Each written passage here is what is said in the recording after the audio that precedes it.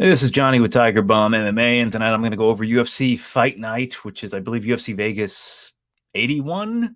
Yusuff versus Barboza, giving you thoughts, predictions, all those, all of the fights. Which how many are there? There's 11 bouts. I heard a rumor about maybe 12. There's another one with maybe Terrence McKinney. Not sure on that one, but I'll take McKinney if it is true. But I'll give you my thoughts on that. Before I do that, as I usually do, I'm going to give you my thoughts on the previous card, which was yesterday's card, Grant Dawson versus Bobby Green. Uh, Overall, I'm happy with the card itself, primarily because Bobby Green got the knockout. I'll tell you a story at the end about what happened to me with the live betting of that fight, aka like betting prior to the fight happening. Overall, I think I went like 5 for 5. Not the best card for me prediction wise. Not too like salty about it. It just is what it is. I kind of knew it was going to be a kind of funky ass card, not to make excuses, but it is what it is, right? Like I didn't have the best read on it. I didn't lose money on the card itself because I only bet like two people that I thought were going to win and they won. But I'll give you my thoughts on it right now, starting with the first fight of the night, which was JJ Aldrich versus Montana De La Rosa. Now, I picked De La Rosa. I thought she was going to win. I know a lot of people online picked her as well. Like they bet her. I didn't bet her because I kind of either you can do one of two things. I pussied out / I didn't get the right line. She was a dog. By the time I really got to the casino, she was like minus 120. So I'm like, I'm like, JJ, I'm not going to bet on her. And I didn't really get to watch the fight. I was at a wedding. I was not happy about it, but I was at a wedding, so I really couldn't pay attention. But during the ceremonies, literally during the I do's, I'm watching Montana De La Rosa and JJ Aldrich fight kind of through like my tiny screen on my phone on my crotch as I'm like looking down at it. It was from what I heard, it was all JJ. I have no opinions on it. Montana, she should have wrestled. She didn't really fight too aggressively as I hoped she would. I know I kept hearing and kind of seeing at times she was landing some shots, but she just didn't seem to have that aggression. So whatever. Props to JJ Arichi Long defeated Johnny Munoz Jr. Now I picked Johnny Munoz. I was gonna bet him had he became a good enough dog, but he never became a dog. He was like basically a pick a minus 105 at one point. I'm like, fuck it, not even worth it. Johnny looked good the first round, and then he just completely like blew himself up. And by that I mean like either mentally or his gas tank. He just allowed Arichi Lang to whip his ass, and I'm like, dude, what are you doing? Then I think at the second round he got taken down himself, and I said, you know what, Johnny's not mentally ready for the UFC. Send him to Combate Americas. Let him get a couple wins, a couple subs, get his confidence back up, and then maybe he can come back. But realistically, at this point, if he's going to be mentally breaking in the cage like that, not listening to his corner, he doesn't really deserve to be in the UFC. Richie Lang, he did exactly what he needed to do, which is just throw strikes and avoid getting taken down. I thought that it was going to be Johnny Munoz getting takedowns in round 2 and 3. Johnny Munoz got the first takedown, and then he's like, that's it, no more for me. Moving on, Vanessa Demopoulos defeats Kanako Murata. Now, I did have Murata on a really non-important, inconsequential parlay with like Bellator, like 9 legs. So I was wanting her to win just to get like a $10 bet into like 100 and some bucks. But as I'm watching the fight, and I'm actually watching this one, the ceremony's over, and I'm on my phone watching it, and Vanessa wins the first round. I thought Murata won the second round, but I do remember thinking she needs to get busy because, Demopoulos is attacking from bottom, throwing good elbows. Still, you're still technically losing if you're on your bottom, but at a certain point, if you are throwing elbows, landing more than the person on top and going for subs, it can sway the judges. So I'm not going to call this a robbery. Like I don't particularly say it. I don't dislike the decision. I thought it could have been a split for Demopoulos, but unanimous I thought was a little strange.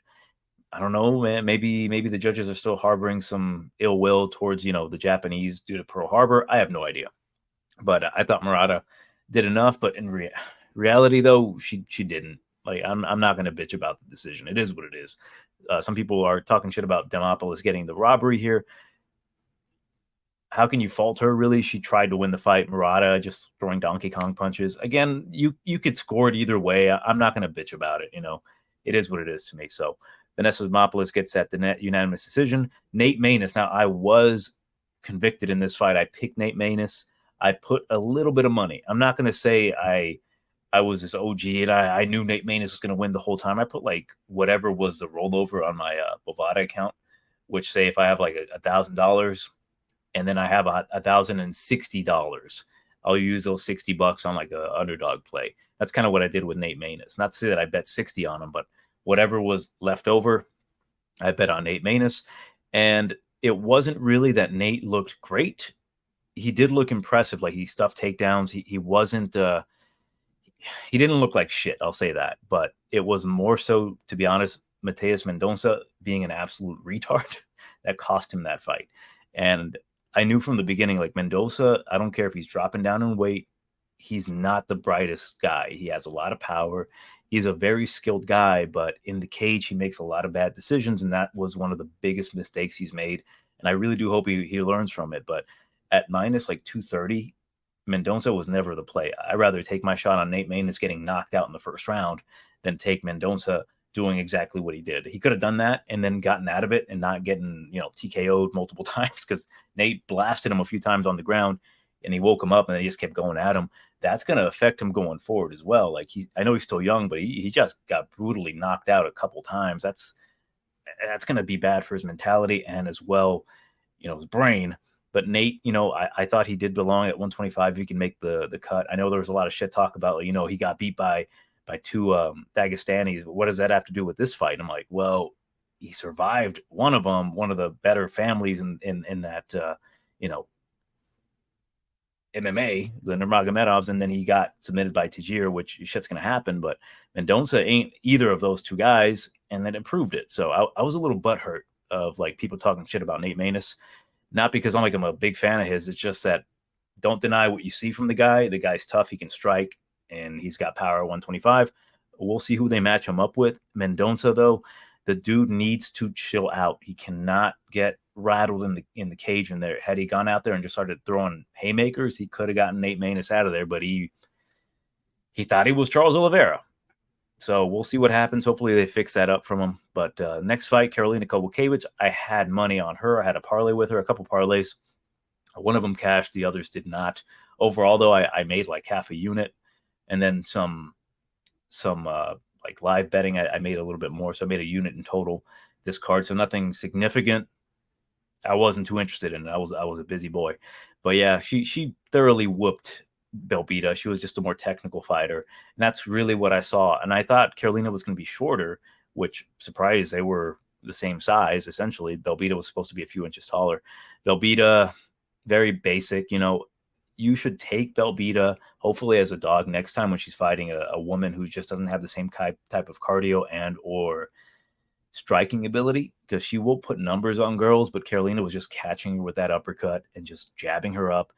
I would have scored it 29-28 just to be a bit more, lenient and not biased because I had money on her, but it was at 30-27 apparently, so I'll go with that. So I was happy with Karolina Kowalkiewicz and getting her, getting her win bonus to pay off those titties. Bill Algeo defeats Alex Hernandez. Now, I was rooting for Hernandez because I thought to myself, Bill Algeo should win this fight. The line then flips because everyone was on Hernandez's ass. And I was like, fine, I suppose. Bill was dog money. I did take Bill Algeo at dog money like right before the fight started. I'm like, fuck it, let's just put a little bit of money on Bill as a dog. And Hernandez shut the bet on this one. I thought Hernandez was supposed to win the first round, not hurt Algeo. Algeo's kind of hard-headed, but put enough damage on Bill to maybe put him at like a plus 150, plus 160. Never happened. Bill whipped his ass from pillar to post.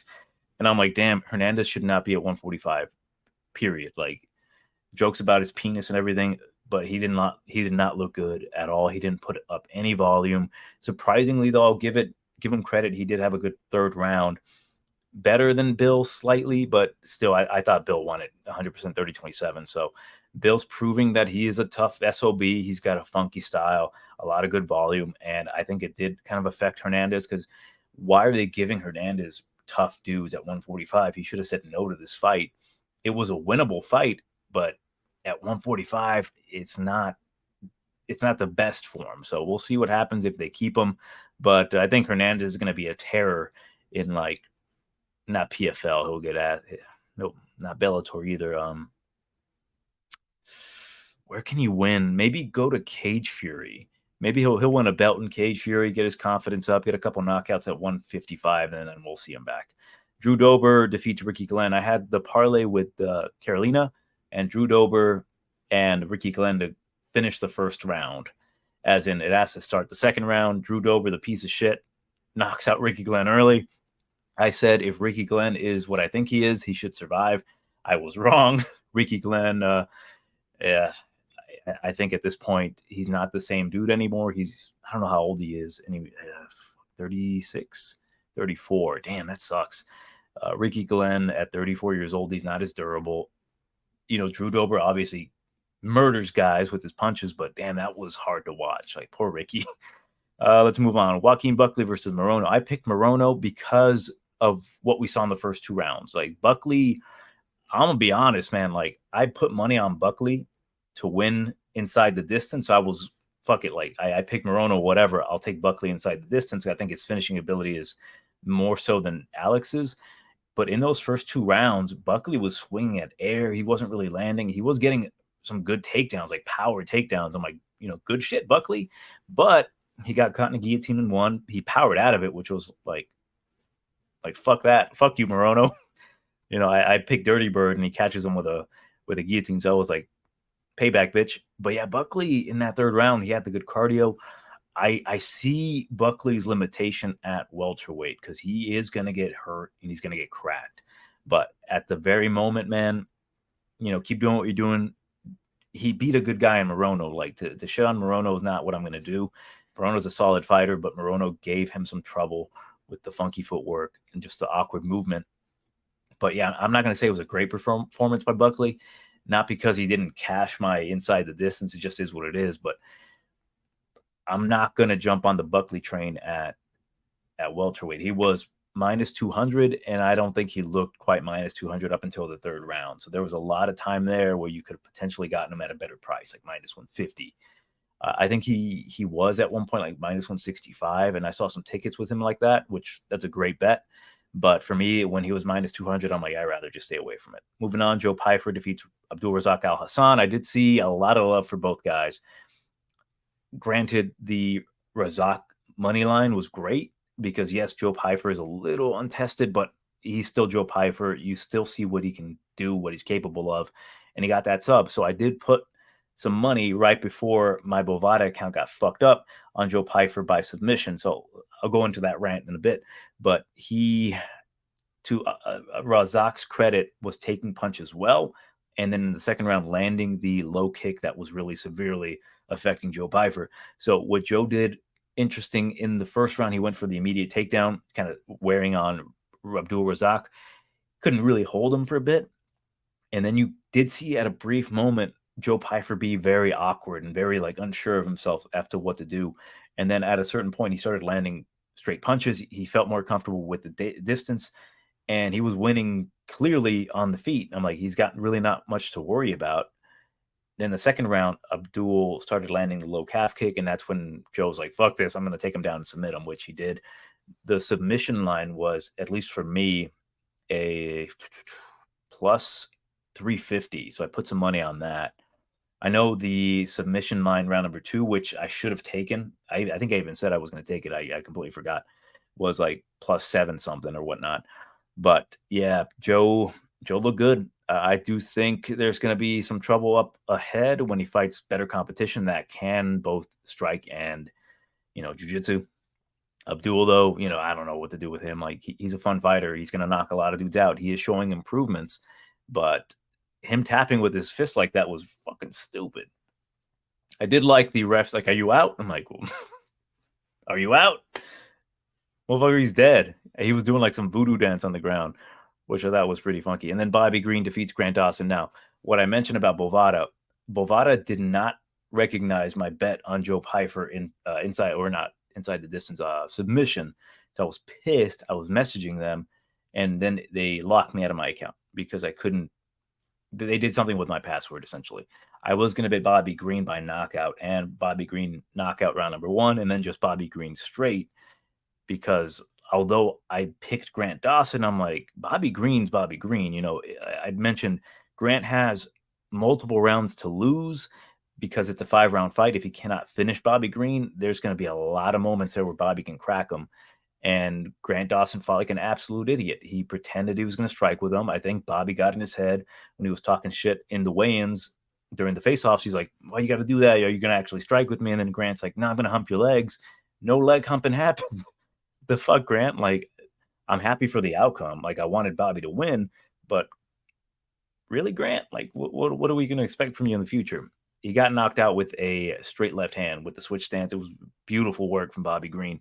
But yeah, I was very pissed off that Bovada cucked me. Eventually, I made some money. I don't remember how much money I made, but I bet a ton of money on Liz Carmouche. I think like minus 650 to win like some money. I forgot how much, but that's after Liz Carmouche affected the leg of Alimale.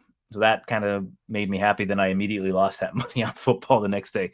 But overall, you know, it is what it is with this card. Like, I kind of knew it was going to be kind of a rough one. If you made some money, congratulations. Because, like, for me, this was one of the more difficult fight cards to bet just because realistically, everything that should have happened kind of should have happened, but there's always some fuckery about. I think when we analyze these fights, we want to see the most value for a dollar. And, you know, picking Drew Dober, Joe Pyfer, Joaquin Buckley, Biagio, Carolina in a parlay, it's a little too simple. So you just kind of want to find better value, like, you know, Joe Pyfer knockout, which didn't happen, or Buckley inside the distance, which didn't happen. I did see a lot of Carolina submission. I did think Carolina would win by decision, but I never jumped on it. I thought actually bet Bill Algeo round number 2 submission, or actually inside the distance. That didn't happen. So fucking close though. But yeah, overall, it is what it is. But let's move on to the actual fight card, because there's some good fights on this card that I'm interested in. There's a couple stinkers though, and by that I mean like it's going to be rough. And by that, I mean they're women's bouts. But the first fight ain't so bad. It's just more so the person who they brought in to fight Lisboa. I don't know much about her. But yeah, the first fight of the night, bantamweight, Tainara Lisboa versus Raniva Oliveira. Kai Panther versus Kanaudi. So this Kanaudi character, 7-1-1. I did tape watch on her, and I regret doing so. I wish I had a time machine to stop myself from spending the 30 minutes that I did watching tape on her, because 7-1-1. Let me check my notes on her so I don't miss anything. I literally wrote down, maybe I'm too critical, but what the fuck did I just watch? This girl is completely underwhelming. Her striking is underwhelming. Her grappling is underwhelming. She does have some TKOs. I think with her, just to kind of break her down, seems like a striker. She likes to get the fights to the ground, use ground and pound, but she's not effective anywhere. On top of that, she is fighting bums. I have not seen on her record anyone with a winning record. I'll go back to double check because, like, I'll give you an example. The first few fights in her career, 0-1, 0-0, 0-0, 0-1, 1-1, 0-0, 0-0, 0-0, 8-5. And that 8-5, I check her record, and she's 17-27 now. And I'm like, I don't know what the hell's going on with this girl. I don't know how she got signed. And she's fighting Lisboa, a girl who kind of beat the absolute shit out of Jessica Rose Clark. Now, when I saw the line, it's minus 370. I was like, yeah, that's warranted. The comeback on Oliveira plus 290. But I'm like, I just want to make sure. I don't want to fucking parlay the shit out of this girl because she should beat the crap out of Oliveira. And I don't think it's really a parlay piece, right? Like, I think she is going to win. I think she's going to finish Oliveira. I'd rather take her inside the distance because she's a Muay Thai champion. She's fought Valentina, if you don't know that already. She's fought some good competition, lost to Norma Dumont. She's 6-2. I think she's a better striker. Her head movement's a bit lacking. Her takedown defense is it's good. In that fight with Jessica Rose Clark, she did make a mistake where she gave up position and she got taken down. She was landing good elbows from the bottom. She's, I think, a better overall fighter. And let me just take a look what my notes say. Yeah, I don't think there's going to be any spot here where Oliveira has an advantage, even on the ground. I don't think she's going to be able to take it to the ground. Lisboa even went for a nice armbar on Jessica Rose Clark, which was surprising because Jessica's like, she's in love with getting tapped out by the armbar, so her not getting the armbar was a little suspect. They're both purple belts in jiu-jitsu, but to me, it looks like Lisboa actually knows how to fight, and Ravina is like this supermodel who's just fighting to get clout on Instagram. That's my assessment of it. Let's see. Lisboa trains with Jennifer Maia, so that's a good sign. I think at this point, Lisboa is going to would have made the more adjustments, has gotten better. It's still kind of a lower level women's MMA bout, and one thing that I've noticed is that when like fighters from the same region fight each other, it's kind of a weird thing that happens where the lesser fighter can somehow win. So I'll stay away from it, but I'm going to go with Lisboa by possibly TKO. I think if she gets her on top, she can knock her out. Lisboa has solid striking, man. Her punches hurt. Oliveira's punches don't seem to be effective. She's very wild. There's a clip of her dodging a punch, and that's all she highlighted of that fight is her just dodging a punch. And I'm like, that ain't cool, baby. So I'll go with Lisboa by second round knockout. Although she's the older fighter, she's going to be the taller fighter. I just hate that price, but I think the odds makers see exactly what I see. So yeah, I think though, don't parlay her though. Just stay away when it comes to parlaying this chick. Next bout, Ashley Yoder versus Emily Ducote, the Spider Monkey versus Gordina at strawweight, 115. Now, plus 230 for the Spider Monkey, who's coming back after about 2 years. Yeah, two years, 1 month. And Emily Ducote, who's had a really rough time in the UFC after beating 40-some-year-old Jessica Penne. Last fought, Lupita Godinez, where it was a pretty close fight. I think some people thought that Godinez lost that fight, but no, she did not. Now, what I find interesting about this fight is that just off the bat, we see the odds minus 285 for Ducote. You're thinking Ducote's going to win. She's fought a taller girl. Allegedly, she's got 5 inches in height. Ashley Yoder does on Ducote, and 6.5 inches in reach on Ducote. Now, the last person who was tall and had reach advantages over Ducote got her leg chewed up in Jessica Penne. So you're thinking, maybe that's going to happen here. That's kind of my first initial thought as well. So I go back and I'm looking at Ashley Yoder's record. She's 8-8. Now I'm thinking, is that absolute terrible, or does Ashley Yoder just have a lot of losses from fighting good competition in the UFC? Like Emily Ducote has a losing record in the UFC. She's 1-2, and she's been in the UFC for 3 fights. Yoder's been in here for a long time, so I'm like, maybe that record is deceptive. She is 35 years old, but there's something not only other than her looks. I think Emily Ducote's hot as fuck, but there's something about I think Ashley Yoder's hot as fuck. Emily Ducote's a couple shots in me, even though I don't drink. But if you were to get a couple shots in me, I can give a couple shots to her. But Ashley Yoder, there's something cool about her in the sense that she does fight. She does fight for your money. Not always effectively, but she will fight for your money. Plus 230 already. I'm kind of swinging that way. So I looked at tape on both these women. Emily Ducote, she's a solid striker when she moves forward, but she seems to be more of a defensive counter striker, which makes her completely ineffective in a fight. Good low kicks. I just think she's got a lot of issues, like a lot of fight IQ issues in the cage, where if, say, someone's pushing her or there's pressure, she just kind of seems to crack a bit. If she's not having success, she will definitely show it in her performance. Ashley Yoder, she's absolutely tough. She will take any possible risk to try to win the fight. Like, for example, I went back and watched the Jin Yu Frey fight. Jin Yu Frey was not necessarily doing great up until she started cracking Ducote, or Ashley Yoder, I'm sorry. Started busting her up a bit with the punches, hurting her. She was at that point having a ton of success because she had the power to really deter Ashley Yoder from coming in close. But Yoder at a certain point just started throwing 1-2s, and she's got the long reach, so she made it a lot closer. She did crack Jin Yu Frey at a certain point. And I've been taping her as well, watching her stuff on Instagram, and she's doing a ton of wrestling work. So although she's not quite the most effective wrestler, I think a good wrestling approach here would benefit her because she does take the back very well. And I believe she's a black belt in jiu-jitsu. Both of them are kind of high-ranking belts. Emily Ducote, decent enough takedown defense. I do think Ducote should win this fight, but I really do have a good feeling that Ashley Yoder can make this a very, very grimy fight.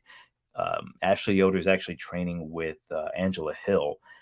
Angela Hill beat them both, but what Angela Hill did to Emily Ducote was just out volume her and just pressure her. And I think having Angela Hill train with Yoder, just be like, here's what I did, throw a lot of volume, a lot of teeps up the middle. I really do think that Ducote could be having a ton of success in the first round, and then Ashley kind of just says, fuck it, bites on her mouthpiece. 1-2, teep up the middle, rinse and repeat, and she can edge out a decision. I find this one to be a very close fight. And because of that, I'm going to go with Ashley Yoder. Kind of goes, man, I think I'm going against the grain with this one with a lot of people. I think Ducote has a very solid way to win because even Jin Frey was busting up the legs of Yoder. And I think Ducote has really solid low kicks. I do actually think that's her best weapon. But I also saw that Ducote's training with Hannah Goldie, and I'm just like, ooh, no, thank you. So I'm going to go with Ashley Yoder to get a very, very grueling decision on Emily Ducote. I mean, what I saw from Yoder with her wrestling, I'm like, it's some pretty good shit. She seems to know what she's talking about, but I don't think she tends to perform that way in the cage. So I'm hoping to see a better version of Ashley Yoder. I keep calling them, back and forth, but I'm talking about Ashley Yoder right now, the Spider Monkey. I'm going to take her by a decision. Next bout, I won't spend too much time on Chris Gutierrez versus Alatengheili. Short notice bout. El Guapo's already beaten a Mongolian before, knocked him out. I do like Alatengheili, though, the Mongolian Knight. As of late, he's got power in his punches, good wrestling background. He's going to have to wrestle Chris Gutierrez in this fight, but I don't know if he's going to be able to catch him, as in, like, are you really going to be able to get on his legs? And on top of that, Haley doesn't really like to shoot too often unless he absolutely has to. I can't necessarily trust him to not want to strike with Chris Gutierrez. I think he's kind of fallen in love with his striking. He's been hurting dudes. He beat up that fucking asshole Kevin Kroom, the what would you call that? The homewrecker Kevin Kroom. Isn't that crazy to say? Kevin Kroom is a homewrecker. Crazy, crazy world. And then Chad and Heller, he kind of knocked him around silly. I do like Haley. I don't have odds on this quite yet. Let me take a look. Let me see if they're out. I'm gonna assume it's gonna be like above minus 200 for El Guapo. I think it's gonna be like minus 220. I don't have a problem with like the minus 200 range because he's fighting at this point not necessarily a lesser opponent, but an easier opponent. Like this isn't something Chris Gutierrez hasn't fought before. Like Montel Jackson was a challenge, but now he's fighting a shorter guy. Although that is going to be a bit of a change up in camp. Again, he's going to fall back to the shit he's already been doing, just skirting along the cage, hard low kicks. Alatengheili has eaten a lot of nasty kicks back with his loss to Casey Kenny. He blasted his legs. I'm going to go with Chris Gutierrez to win this one by a decision. I think Alatengheili is a tough motherfucker. I just think he should wrestle here. If he does wrestle, I think he's going to have more success, more likelihood of him potentially winning a split decision if it goes to a decision, meaning he wins 1.5 rounds. And then at that point, we'll see what Chris can do to, retaliate in round number 2 and 3, like midway point round number 2 and 3. It's just more so if Chris can avoid the takedowns, he's going to win this one easily. If Chris gets taken down and then Haley has some top control for a bit, it's really up to Chris to get back up and then attack. And it's just at that point up to Haley to either return fire or avoid any punches. It's going to be an interesting bout, but I think Gutierrez is going to be able to edge this one out by a decision. Next bout. Do I have a lot to say about this damn fight? Arina Alexseeva, Russian Ronda versus no mess Melissa Nixon. Now, I had no idea who Melissa Nixon was, but I saw she was minus 140. So I'm like, okay, the odds makers need to know something about this fight that I don't know, because I do know that Russian Ronda sucks. She's a plus 115, but she did get a win in the UFC, which Melissa Dixon does not have. So let's put some respect on her, right? I remember thinking, and I completely forgot why, but this Russian Ronda fucking sucks. I hate her. I hate her style. She should not be in the UFC. And then she completely embarrasses me by getting a win over Stephanie Egger, who I absolutely think is a solid competitor. But then I'm like, why did that happen?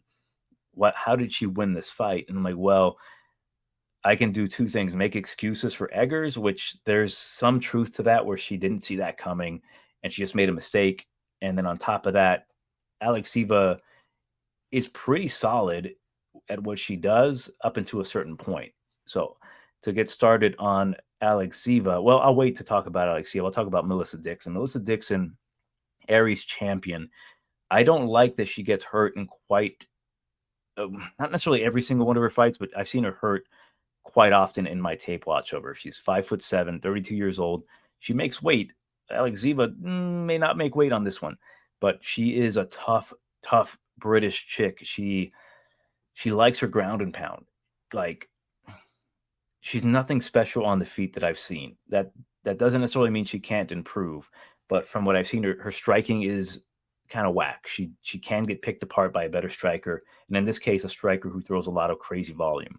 When she does get you to the ground, she's very strong. She can get mount very often. She will not quit. She's very, very, very tough. If she can survive anything from Alexseeva, I think she will take over. But minus 140 on a newcomer, I'm not quite sold on it. So I'm going to try a different path with her. But I see value on both of these ladies. I do think Alexseeva can win this fight. I think Dixon can win this fight as well, but it won't be in the first round. I think Dixon will win either with a later finish or a decision. The reason for it is because Alexseeva, to me, is a horrible gasser. She has her base skill set, which is combat sambo. Let me check my notes on her because I was like talking mad shit on her. Yeah. Weight misser. I have a bad opinion on her, but I don't know why. Then I saw the Kazakh fight. She fought a woman, her only professional loss because she's 5-1. And she fought her Lilia Kazakh. Lilia Kazakh is a midget, and she nearly finished Alexseeva. Alexseeva got her down. She got reversed at near the end of the fight, basically nearly choked her out completely, had the rear naked choke locked in. And then after that, this short girl picked her apart because she was too tired to really retaliate. Her wild style, she throws a lot of weird, awkward strikes. I don't really think her mentality is there for the fight game. I check her Instagram as well to see how hard she's training, and she seems to be having a lot of fun, which is not really a bad thing. It's just, is she really training hard, or is she just out here to fight? You know what I mean? Like, think of a female version of Justin Gaethje back in the day, where he wasn't serious about winning championships. He was just serious about having fun fighting. That's the way I'm going to explain it. It's not quite apples to apples. It's apples to oranges here. But to me, it seems like Alexseeva's out here just to have fun and get meme submissions and meme knockouts and shit, which she will gas out. I am looking forward to see if she gets improved cardio, if she's going to be able to, say, for example, withstand the pressure of Melissa Dixon. Now, the way I would categorize Alexseeva is that I think she's a moment winner. Is that how I put it? I wrote it down. She is a moment fighter. By that, I mean, she's going to have a lot of good moments, especially if you watch tape on her. If she has a highlight ring, you're going to see some like spins. You're going to see some judo tosses, a fucking knee bar on a judoka. In Stephanie Egger, you'll see shit like that. But when that doesn't work and that ends, when the judo toss or the fucking submission attempt does not land, what happens next? She tends to like fizzle out and she gets tired. Melissa Dixon is nothing really special in the sense of like technique. She's just a strong girl and she does what she does well. If she can avoid getting finished in the first round, and that's why I think Alexseeva has some potential to win this fight at dog odds. I think it's worth a shot if you're wanting to get a little frisky on Russian Ronda. But I do think if Dixon survives, and I mean, she might get knocked around, she might lose some fucking teeth, she might get caught in an armbar that she'll probably survive out of. Like, she's a solid fighter, Melissa, on the ground, but when she gets on top, I think she's gonna do a lot of damage to Alexseeva. I just need Dixon to get on top once, maybe not finish her, but land enough punishment to make Alexseeva think, oh shit, I gotta do something. I think of Alexseeva similar to that hot mess of a drug addict, the Demon Slayer. What the hell's her name? I was saying her name all fucking day. Her name is Maria Agopova. I think of her like that. She can look amazing, but when you push her to a certain brink and a certain limit, you will be able to get her out of there. So she is worth a shot here because she is a big girl. She's 5'8". She has fun in the cage. So in that moment of like chaos, she could catch Dixon, who does get hurt. But I am going to go with Dixon round number 2 to survive Alexseeva, who now we know what she's capable of doing. Just don't give up your legs. She's going to throw a lot of wild shit. Dixon, all she has to do is clinch her and try to get her down. She might get judo tossed or whatever.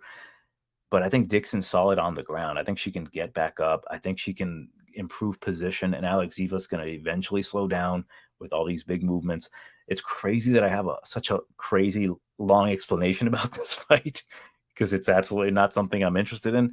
But I am going to watch this for entertainment purposes, and I might look to bet Dixon live because I think she is going to get beat up a little bit. I say racked up. She's going to get smacked up a little bit, and I think the Lions can improve. But yeah, it's crazy. It's absolutely crazy. I'm going to go with Dixon round number 2 TKO. Next bout, Darren Elkins versus TJ Brown. Plus 155 on the damage. Downtown comes back at minus 185. And I don't really have much to say about this one. Tapology has it near pick'em here with the people choosing who wins this fight. 47% say that TJ Brown, 53 say the damage Elkins. So here's what I think about it. I think damage Elkins is capable of beating the crap out of TJ Brown if TJ slows down.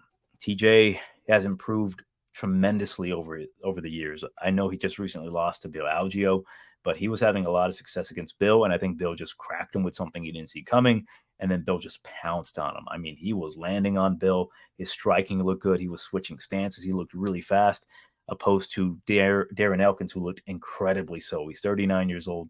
He's looked the slowest he's ever looked. I just don't think he's as effective with his takedowns anymore. It's more so dudes have to get exhausted from beating his ass to really have him take over, which is a possibility. But I do think TJ Brown's going to knock him out in the first round. I think TJ is going to be too fast for him. Honest to God, the amount of punishment Jonathan Pierce landed on Darren Elkins in the last fight that didn't knock him out, I think it's not crazy to say that with a single jab, TJ Brown could probably finish Darren Elkins here. Like he hits him once, he stumbles, and then just gets pounced on because he's taken too much damage in that last fight. It's not even funny anymore. You know, the tattoo on his chest, dude, you got your ass beat significantly. That was 9 months ago. But that's not necessarily a 9-month ass whooping. That's like a whole career of getting your ass whooped. And I just think this is TJ Brown's time to come alive and get that finish. TJ, though, he is a hot and cold fighter, but I think doing his camps with Bryce Mitchell, aka the Freedom Boy, aka Bible Thumper, I think is going to do him well. I think Jesus is going to be in the cage there with TJ Brown, and he's going to smoke the devil, Darren Elkins. So I got TJ Brown to extinguish the devil's light inside of Darren Elkins and finally retire him. So I'll go round number 1, TJ Brown. Again, if I do end up betting TJ Brown, and if you end up betting TJ Brown, know absolutely that TJ is known to gas. Although I think his gas tank has improved, it's still TJ Brown. He can still get taken down if he doesn't get that finish and he blows his wad. So that's like a big asterisk next to TJ Brown. If he goes out there and he starts landing on Elkins, and if, say, Big Dan Mergliata is there and he's like, me and Darren Elkins are buddies, I'm going to let this fight go on a little bit longer, and Darren does enough, I mean, by like getting knocked out and like twitching, and he somehow gets woken up again, and the ref just allows it to continue and TJ's exhausted. That's a possibility, but not necessarily a huge possibility. So I'll go with, again, Brown, round number 1 TKO. Next bout. Main card opener, is it? What a hell of a main card opener. We got Christian C-Rod Rodriguez versus MSP Cameron Saaiman. And we've got Rodriguez minus 140. Comeback on Saaiman is plus 115. I do love this fight. Kind of the prospect eliminator. We've got 9-0 versus 9-1. And I've got quite a bit to say about these two fighters because I do think both of these guys are very, very talented. But there's one guy that I think is just more supremely talented than the other and more proven than the other. But currently, we've got, 25 years old out of Milwaukee, Wisconsin, training out of Duke Rufus Sport. I like to think of Christian Rodriguez as like the third Pettis brother, just like he fights a lot like the Pettis brothers. I think he has a lot of good things that they do and none of the bad. And by that, I mean, like, he doesn't necessarily throw a whole ton of flashy techniques.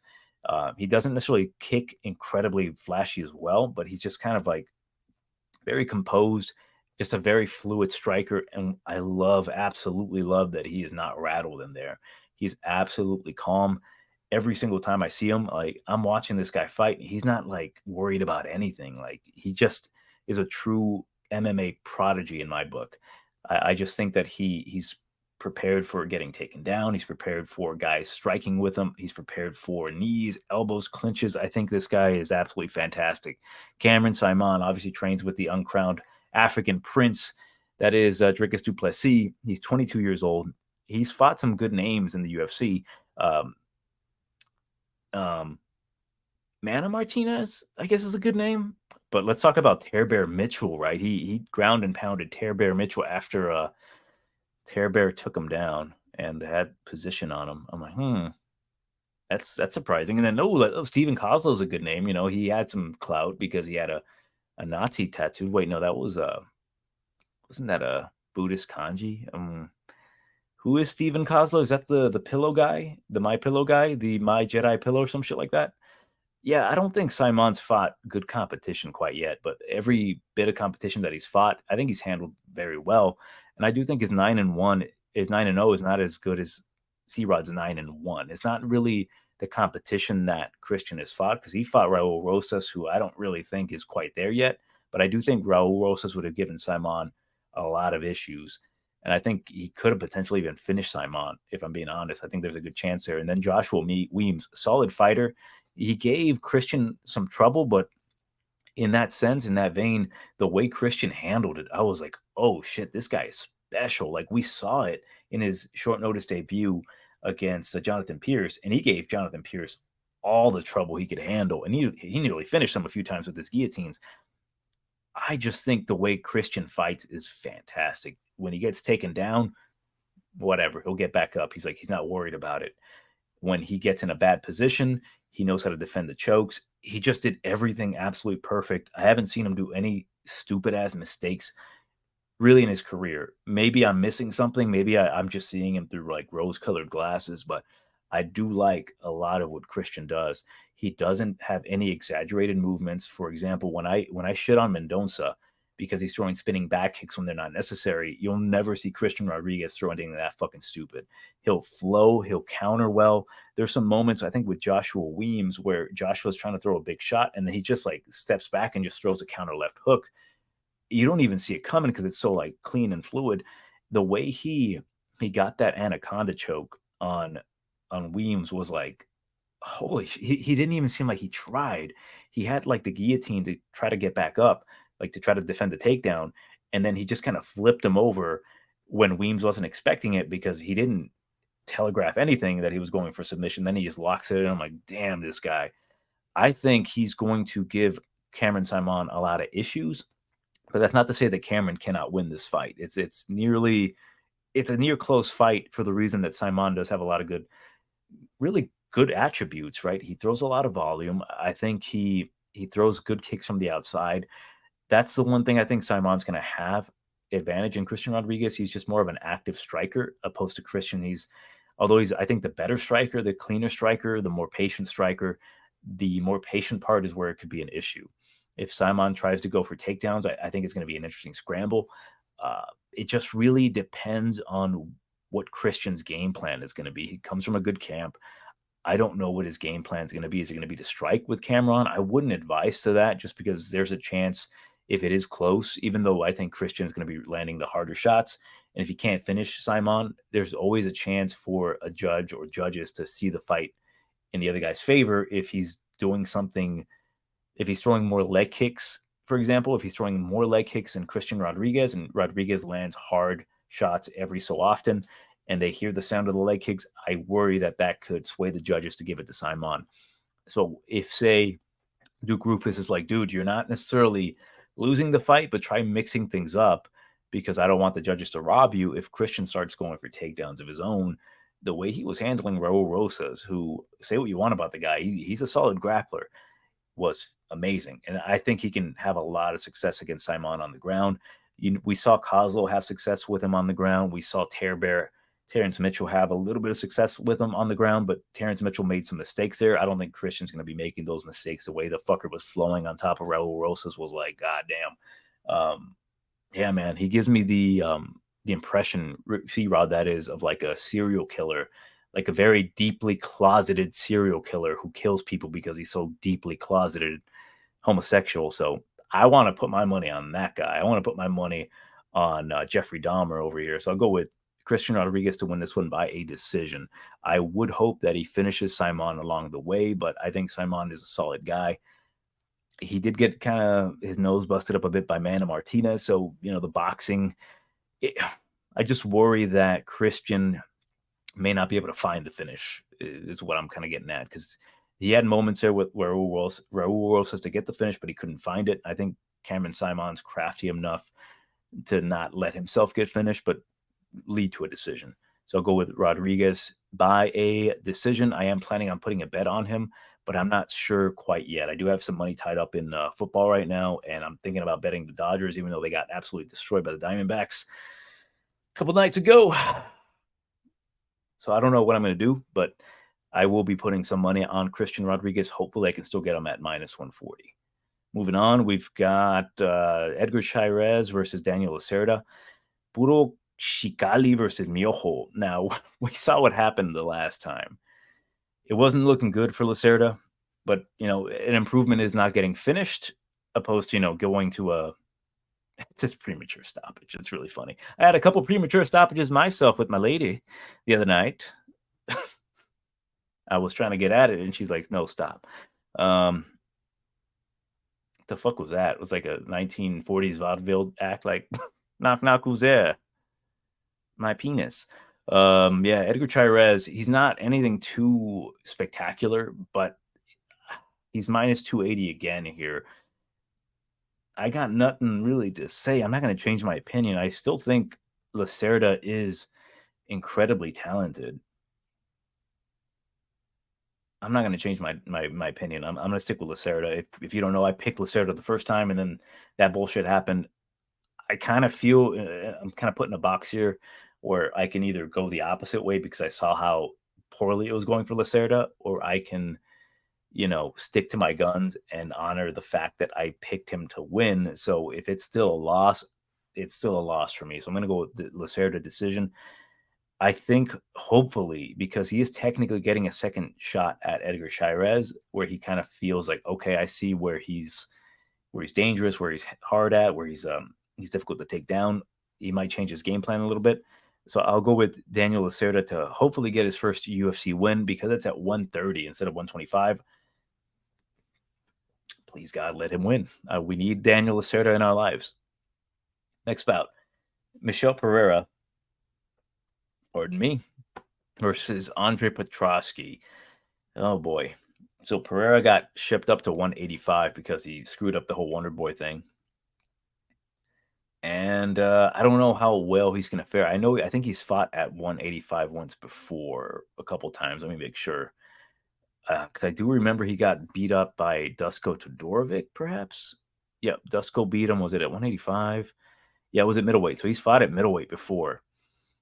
I don't know how good he is at middleweight. Like, if I'm being honest, man, like, I'm going to pick Petroski to win this one. Just easy. I'm not going to go into too much detail by decision. I'll tell you, I don't trust Petroski. I'm not a fan of his striking. I know he has power and he throws that fastball, but his grappling, though, I do respect the fact that he pushes through fatigue. And I think Pereira, at 185.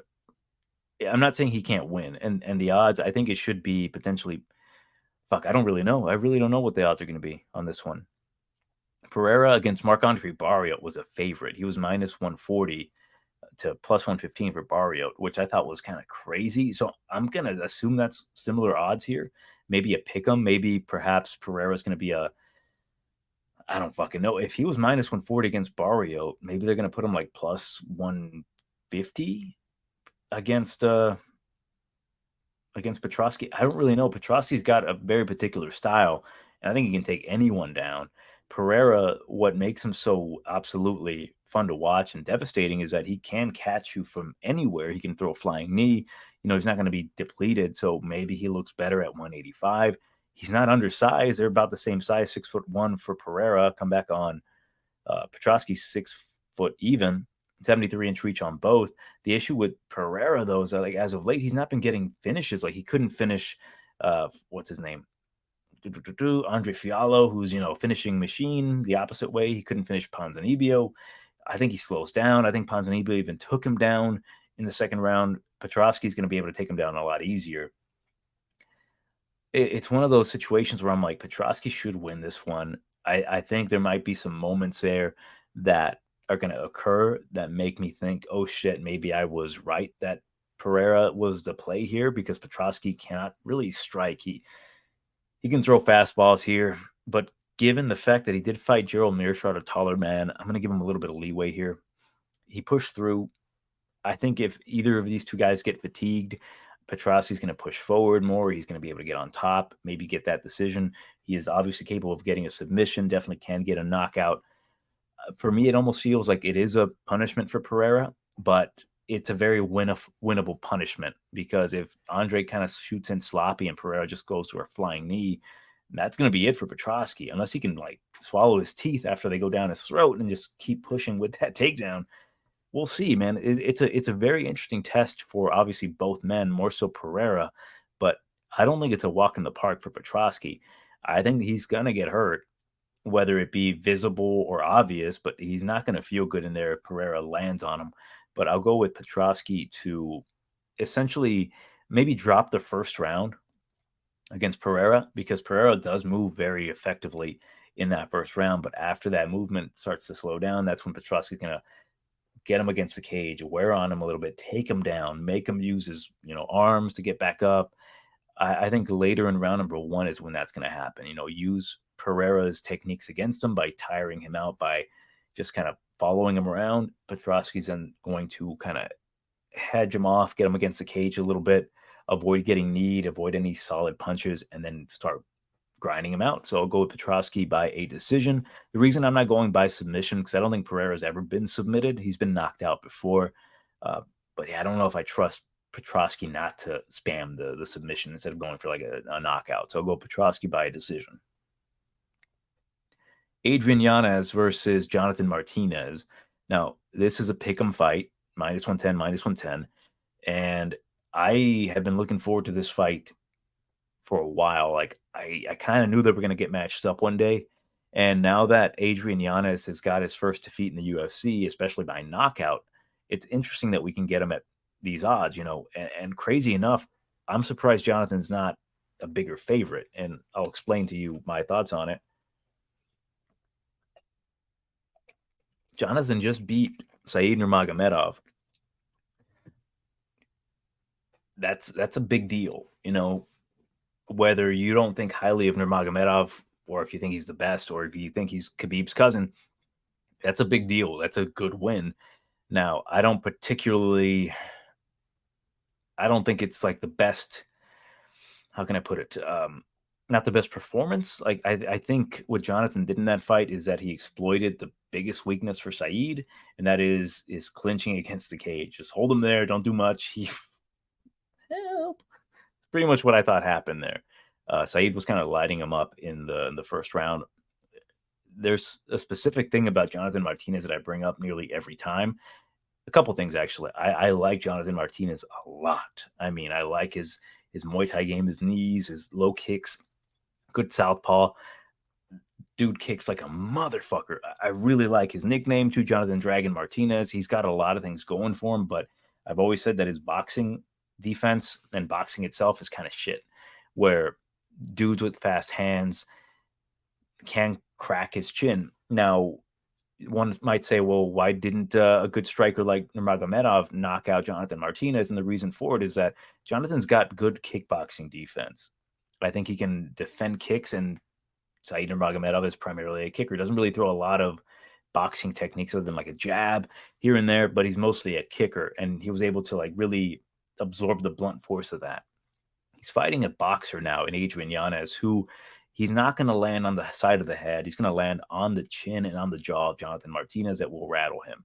Now, Jonathan's been knocked out before by Davey Grant, who, although not the most effective boxer, is still primarily he's not necessarily primarily a boxer, more of a jiu-jitsu guy, but the way he throws his combinations, left hook to the body, left hook to the head, shit that kind of confuses you, similar boxing style, knocked him the fuck out. Turbo Martinez hurt him with the hands, right? I always worry about the, as I call it, the patented Salvi chin of Jonathan Martinez, who's part Salvadorian and part Mexican. Unfortunately, he did not absorb the Mexican chin. He got the Salvadorian chin, which is funny because Adrian Yanez got the Mexican chin, but he got knocked out. But then again, Puerto Rican boxing is always the kryptonite to Mexican chins. Now, you know, with Adrian Yanez, he got knocked out by a very good boxer. Had this been a kickboxer, I think he would have been able to withstand.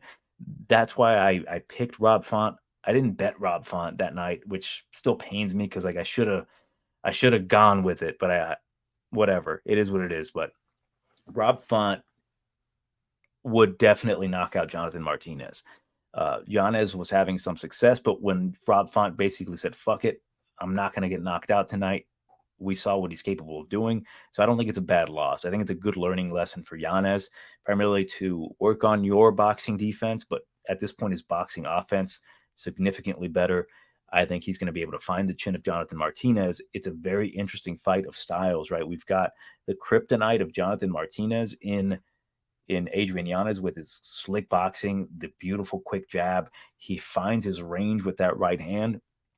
It's very effective, man. If Yanez lands clean on Martinez's chin, it will hurt him.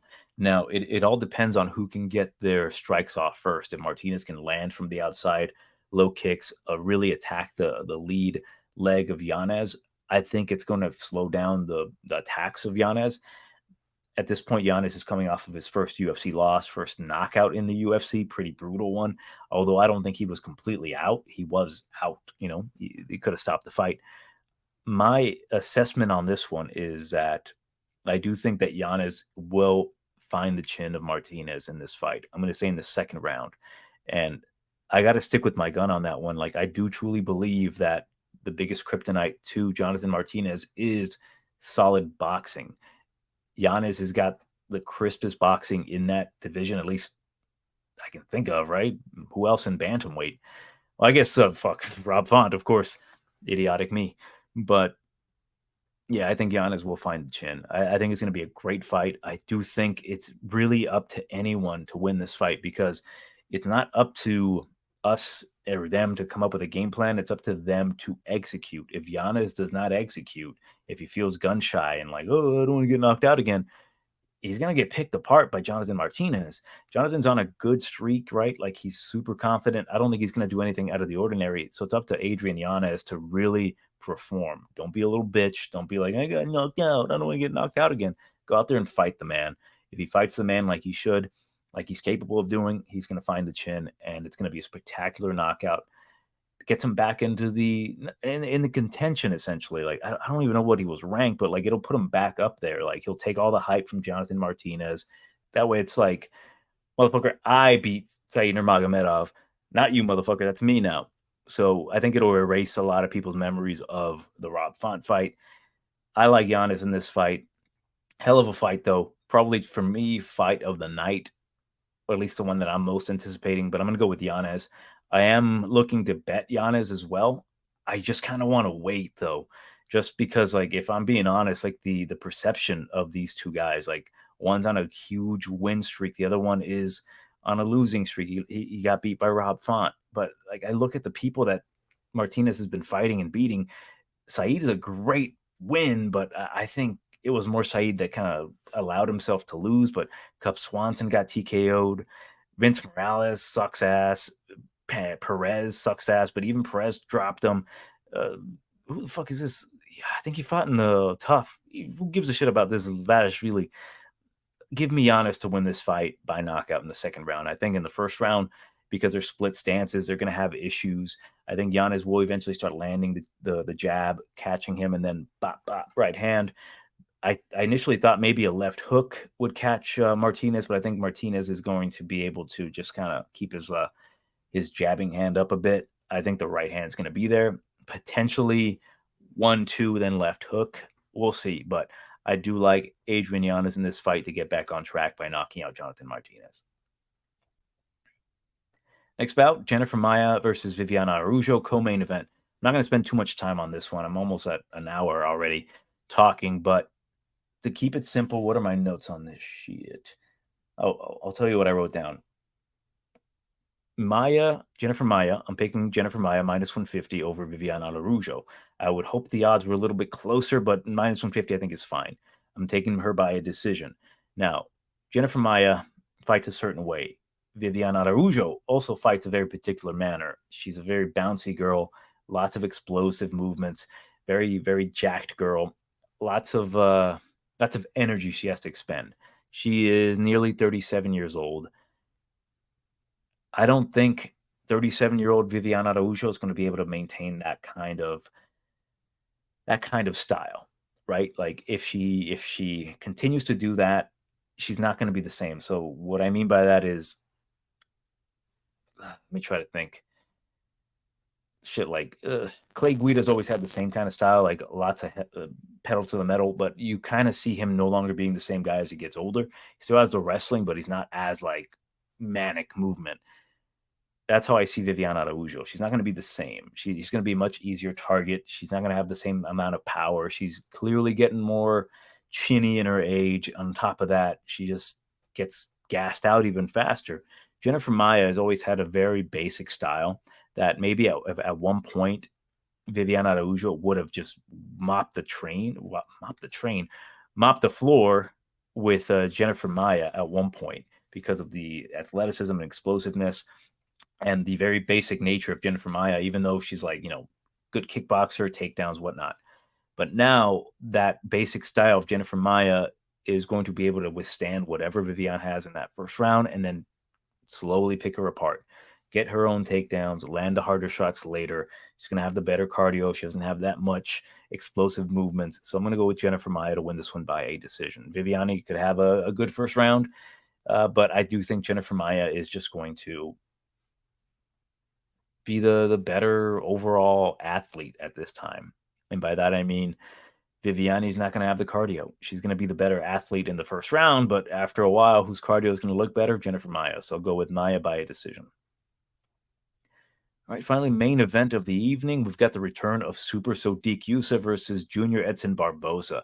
Minus 165 for Yusuff, come back on Barboza, plus 140.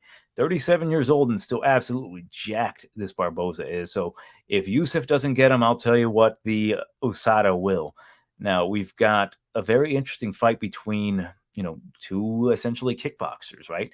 It's not that simple, but bare bones, that's what it is. Two kickboxers fighting for it. 12th in the world in Yusuff, 15th in Barboza. Barboza broke a 2-fight skid by knocking out Billy Q, which was I didn't see that shit coming with that knee. I mean, yeah, he could have knocked out Billy, but I was like, damn, he caught him clean. And then Sodiq Yusuff, he got a win over Don Janus by a guillotine. But here's the thing about that.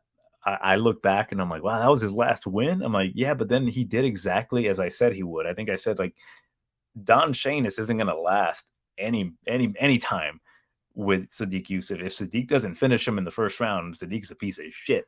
And Sodiq, you proved me to be that you are not a piece of shit because you got him out of there absolutely quickly. Like, he even said, like, I don't usually grapple, but I can. I did this time, and I'm like, ooh, that's how easy he thought that was. Getting a guillotine choke isn't necessarily the easiest thing to do. And the fact that he got it so easily against Don Janus, I remember thinking, like, damn, he got it real quick. Like, he feels confident in it. And then all you hear is, God, what's his name? Dominic Cruz saying, oh, that's in. He's tapping. And then seconds later, he taps out. I'm like, damn, that's hilarious.